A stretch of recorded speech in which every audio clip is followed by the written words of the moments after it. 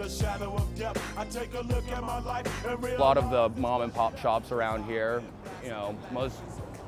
this used to be a much smaller town. We didn't have a Walmart. We didn't have, big business for a very long time. And once those started showing up, people had to start supplementing their income more and more. I know a lot of people who, they have their shops to do what they want to do, but they make their living. El 75% de la marihuana que se vende en los Estados Unidos proviene de California. La mayoría se produce en el llamado triángulo esmeralda, compuesto por los condados de Humboldt, Trinity y Mendocino. Estas son las colinas del condado de Mendocino. Aquí es donde se cultiva la marihuana por las condiciones climáticas. La temperatura favorece el crecimiento de la cannabis. Sin embargo, nadie dice nada, nadie habla. A pesar de que más del 70% de la economía de este lugar depende del llamado dinero verde, nadie quiere comentar porque finalmente es una actividad ilegal.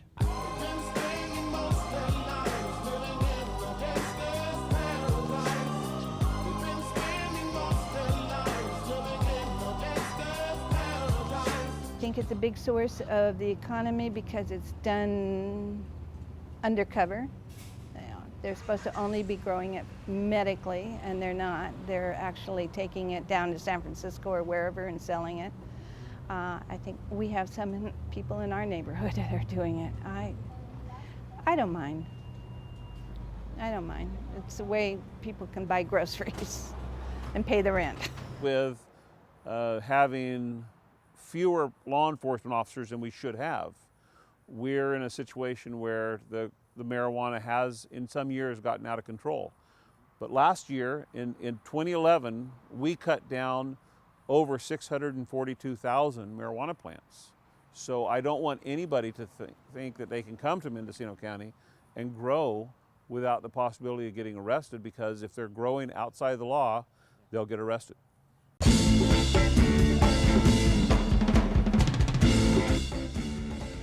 Décadas de los 60 y 70. El movimiento hippie surge en los Estados Unidos. Muchos se mudan a Mendocino para cultivar marihuana de manera clandestina.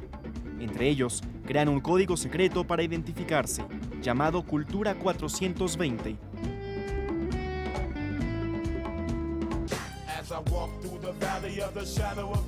Entre los habitantes de estos condados hay una regla. Si ves una cerca y un letrero de prohibido pasar, en este lugar hay un cultivo de cannabis. El condado de Mendocino aprobó un programa que permite el cultivo de 25 plantas en una parcela. They have to have a fence around it so people can't see. It can't be visible from a public highway or roadway, and it can't affect the neighbors. And when I say that, one of the problems we have is marijuana has a very strong smell, and sometimes people complain about the smell.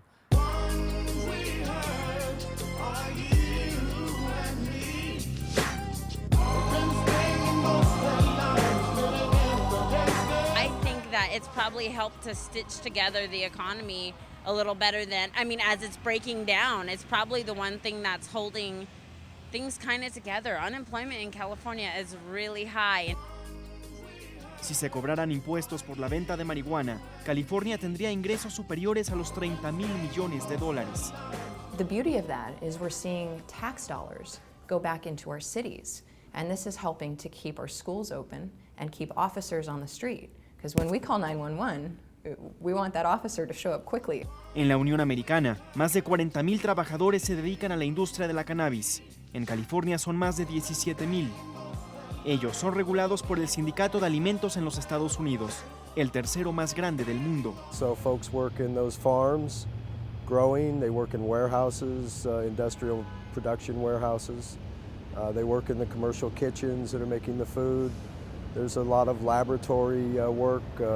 Medicine is tested now in the more dignified facilities.